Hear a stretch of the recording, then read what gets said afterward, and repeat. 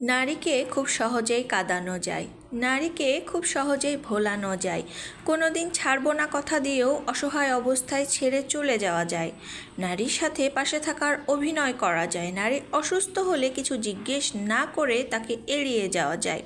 এক কথায় একটা নারীকে নিজের ইচ্ছামতো ব্যবহার করা যায়, কিন্তু কখনো নারী কী চায় সেটা কি জানতে চাওয়া হয় কখনো কারো?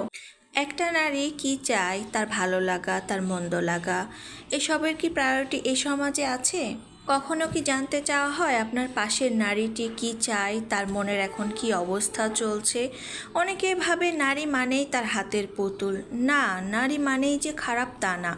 শুধু যে নারী নিঃস্বার্থভাবে কাউকে আঁকড়ে ধরে বাঁচতে চায় তাকেই কিন্তু বাঁচতে দেওয়া হয় না, তাকেই কিন্তু বেশি অবহেলাটা সহ্য করতে হয়।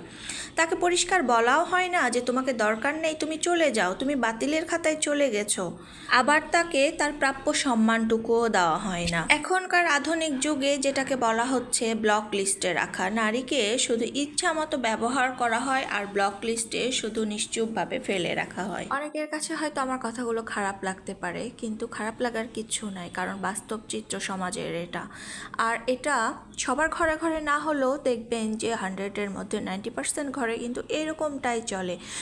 কেউ প্রকাশ করতে পারে, কেউ প্রকাশ করতে পারে না। যারা প্রকাশ করতে পারে না তারা নিজেদের ঘরে শুধুমাত্র গুমড়িয়ে গুমড়িয়ে নিজেদের জীবনটাকে পার করে ফেলে। এরকম অনেক অনেক অনেক অসহায় বোন আছে যারা মানুষের সামনে নিজেদের অসহায়ত্বের কথাটা প্রকাশ করতে চায় না বা পারে না।